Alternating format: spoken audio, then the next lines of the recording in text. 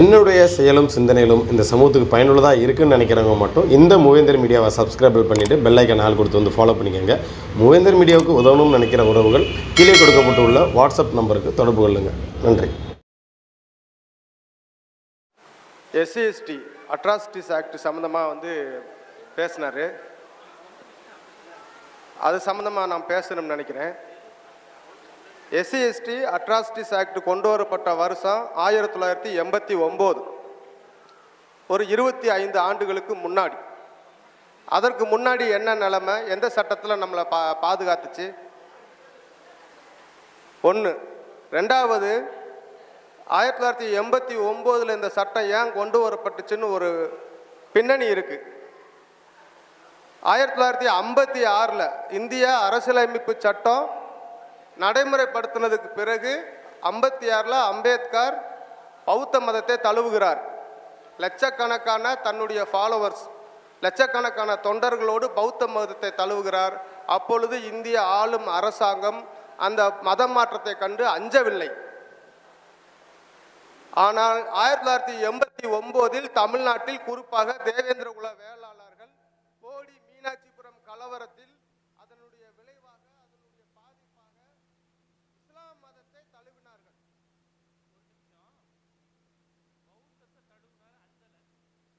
என்ற விஷயத்தை சொல்லுங்க. பௌத்தம் இந்த மண்ணில் தோன்றிய மதம். அது இந்து மதத்துக்கு எதிராக போகாது. இந்து மதம் பௌத்தத்தை உள்வாங்கி செறித்து விட்டது. அதனால் இந்துத்துவவாதிகளுக்கு பௌத்த மதத்தை பார்த்து அச்சமில்லை. அதுவல்ல காரணம். உங்களுக்கு ஒரு தகவல் சொல்றேன். பௌத்தர்களையும் கொண்டு SC லிஸ்ட்ல வச்சுட்டாங்க. அதுவும் ஒரு காரணம். அதுதான் பெரிய காரணம். சொல்லிடுறேன்.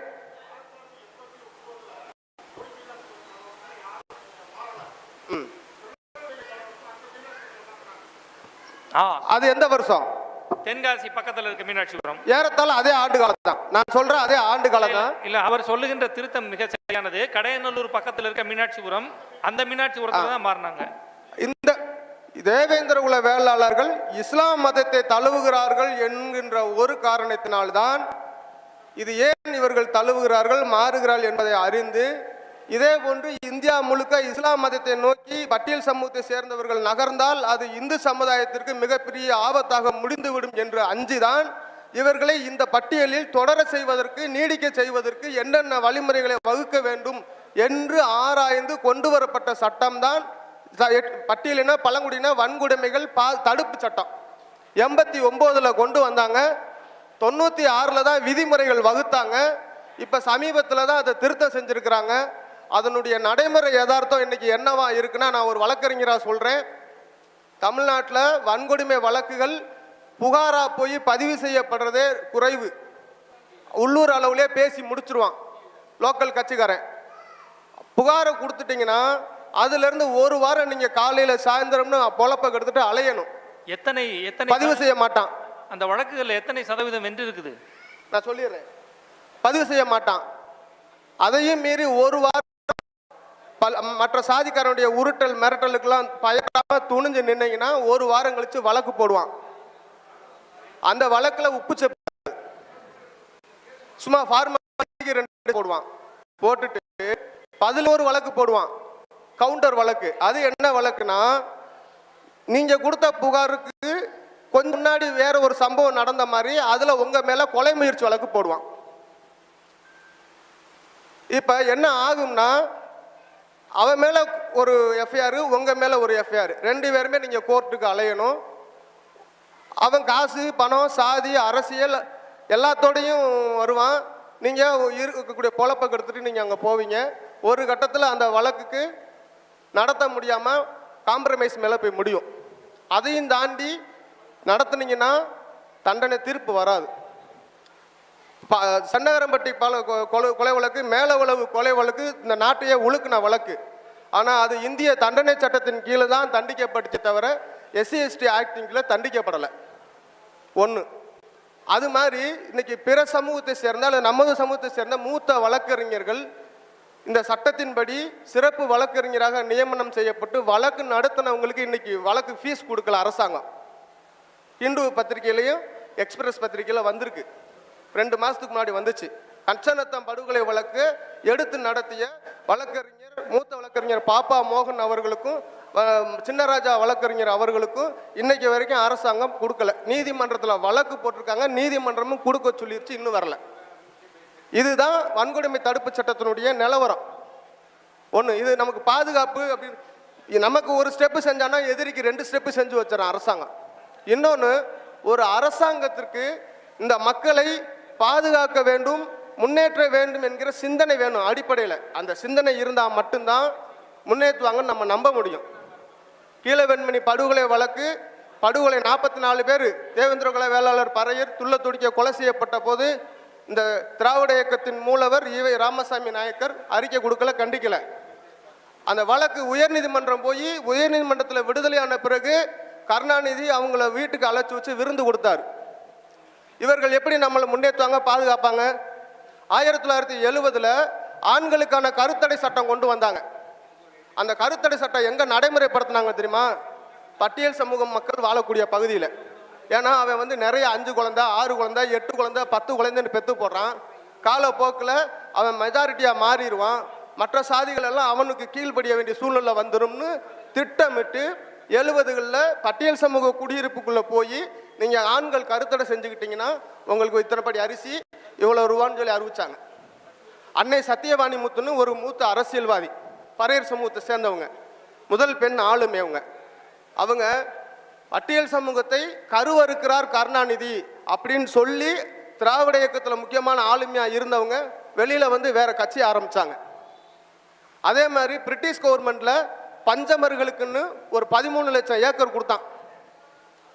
அதில் பஞ்சமன்ற பட்டியல் நம்ம வரல, இருந்தாலும் இந்த பட்டியல் இனத்தை பாதுகாப்பாங்களா இல்லையான்றதுக்காக சொல்கிறேன். 13 லட்சம் ஏக்கர் பிரிட்டிஷ் கவர்மெண்ட் காலத்தில் கொடுத்த நிலங்கள் இந்த 1 நூற்றாண்டுகள திராவிட இயக்க சமூக நீதி திராவிட மாடல் அரசாங்கத்தில் கபலீகரம் செய்யப்பட்டுருச்சு. எங்க இருக்குன்னே தெரியல. அதை மீட்டு கொடுப்பாங்களா? கொடுக்க மாட்டாங்க. ஏன்னா அண்ணா அறிவாலயம் இருக்கிறதே பஞ்சமி நிலத்தில். நீ எப்படி மீட்டு கொடுப்ப? நிலங்களை மீட்டு கொடுக்க மாட்ட, படுகொலையை தடுக்க மாட்ட, இனத்தை கருவறுப்ப. உன்னை நம்பி நான் எப்படி இந்த பட்டியலை நீடிக்கிறது? நாங்க இருக்கிற நிலத்தை பூரா கொள்ளையடிச்சிட்டு இருக்கோம். நீங்க எங்கிட்ட நிலம் கேட்டீங்கன்னா எப்படி கொடுப்போம்? இருக்கிற நிலத்தை பூரா கொள்ளையடிச்சிட்டு இருக்கிறோம். அசந்தா உங்க முதுகுலே பான் ஃபார் டிஎம்கேன்னு முத்திரை ஊத்திட்டு போயிடுவோமே நாங்க. அதெல்லாம் தெரிஞ்சதுனால தான் நாங்கள் முன்னெச்சரிக்கையாக சொல்கிறோம். இதுக்கு மேலேயும் நீங்கள் இந்த பட்டியலை இருப்போம்னு அடம் பிடிச்சா என்ன நடக்கும் அப்படின்னு சொன்னாக்கா, ஐயா கிருத்துதாஸ் காந்தி இருக்கார்ல, அவர் கூடுதல் தலைமைச் செயலாளர் ஓய்வு பெற்றாரு.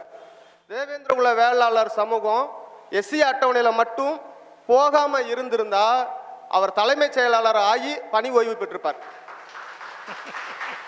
அவர் பட்டியல் சமூகத்தை சேர்ந்தவர் என்கிறதுனால தகுதி இருந்தும் இந்த தலைமைச் செயலாளராக ஆக்கினால் சாதிய மையமாக்கப்பட்ட இந்த அரசு நிர்வாக கட்டமைப்பில் இருப்பவர்கள் ஏற்றுக்கொள்ள மாட்டார்கள், கீழ்ப்படிய மாட்டார்கள் என்று முடிவு செய்துதான் அவரை கூடுதல் தலைமைச் செயலாளராக ஆக்கி அப்படியே ஓய்வு பெற வச்சாங்க.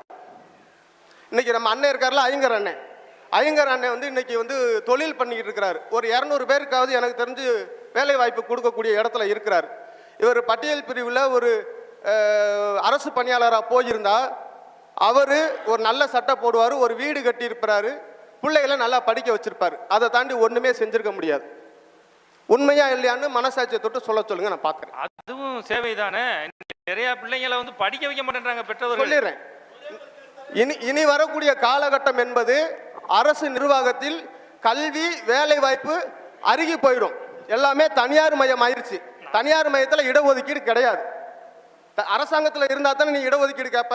பல்லனுக்கும் பறையனுக்கும் எல்லாத்துக்கும் நாங்கள் இடஒதுக்கீடு கொடுக்கணும். இருக்கிறதப்பெல்லாம் நாங்கள் பினாமிகள் மூலமாக வேற வேற தனியார் நிறுவனம் ஆக்கிட்டோம்னா அங்கே கேட்க மாட்டேல. சரி, ஒருவேளை தனியார் துறையிலையும் இடஒதுக்கீடு கொண்டு வராங்கன்னு வச்சுக்கிருவோம். ஆனால் கர்நாடகாவில் கொண்டு வந்துட்டாங்க, இங்கே கொண்டு வரல, கொண்டு வந்துட்டாங்கன்னு வச்சுக்கிருவோம். அங்கேயும் இதே மாதிரி தான் போராட்டம்.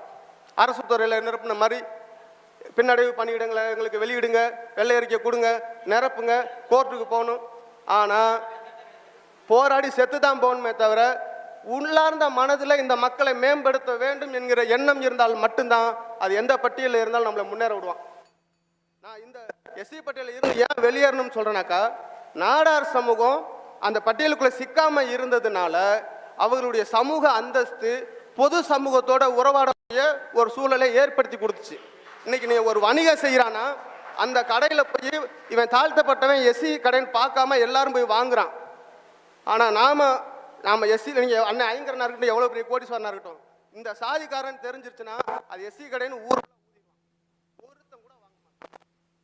ஊருக்கு உணவளித்த சமூகம், வேளாண் சமூகம், குடும்பமாக முதல் முறையாக வாழ்ந்த சமூகம், கோவில் மரியாதை உள்ள சமூகம். ஆனால் அந்த பட்டியலில் அழகப்பட்டதுனால நீங்கள் எஸ்சி, நீங்கள் ஒரு பெட்டி கடை திறந்தா கூட உங்கள்கிட்ட வாங்க மாட்டான்.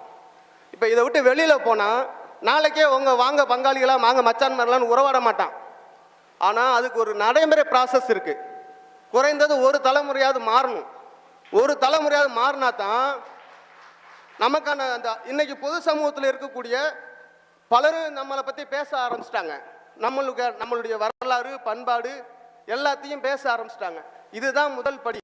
இந்த படியில் இருந்து நம்ம பட்டியல் மாற்றம் பெறுகின்ற பொழுது இன்னிலிருந்து படிப்படியாக எப்படி நாடார்கள் வந்து இன்னைக்கு ஒரு தலைமுறை கழித்து தமிழிசை சவுந்தரராஜன் அவங்க சொல்கிறாங்க, ஒரு சில வருஷங்களுக்கு முன்னாடி ஒரு பத்திரிக்கையில், நான் தலித் வீட்டில் போய் நான் உட்காந்து சாப்பிட்டுலாம் வந்துடுவோம், எங்களுக்கு பிரச்சனை இல்லை. யார் சொல்கிறது? ஒரு நூற்றாண்டுக்கு முன்னாடி ஒடுக்கப்பட்ட சமூகமாக இருந்தவங்க இன்னைக்கு சொல்கிறாங்க, நாங்கள் தலித் வீட்டில் போய் சாப்பிட்டுட்டு வர்றோம், எங்களுக்கு அதெல்லாம் ஒன்றும் பிரச்சனை இல்லை.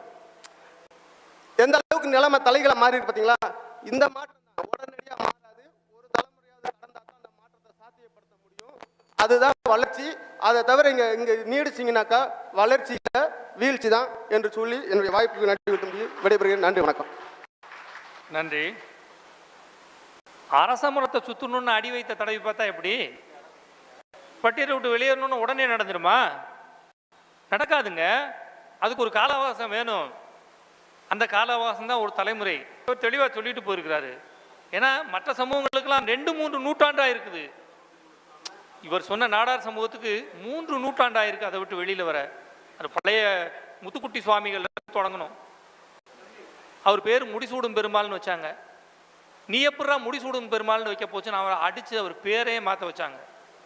அந்த முடிசூடும் பெருமாள் முத்துக்குட்டி சுவாமிகள் இப்போ கொண்டாடுறாங்க இல்லையா எங்கள் சாமி அப்படின்ட்டு, ஐயான்னு அவர் தான் அந்த முத்துக்குட்டி சுவாமிகள். அப்போ இத்தனை நூற்றாண்டான வளர்ச்சியை நாம் எட்டி பிடிக்கணும்னா ஒரு தலைமுறையாவதும் பொறுத்திருக்கணும். பட்டியலை விட்டு வெளியில் போனால் ஒரு தலைமுறை. இப்போயே நிறைய மாற்றங்கள் வந்துட்டாலும் கூட பொறுத்திருக்கத்தான் வேணும். இப்போ பட்டியலுக்குள்ளேயே இருந்து இதை அனுபவித்துக் கொள்வதா, இதை பட்டியலை விட்டு வெளியேறி போய் இன்னும் கொஞ்சம் நாளைக்கு நாம் வெயிட் பண்ணுறதா, இது ஒரு கேள்விக்குறி. அதுக்கு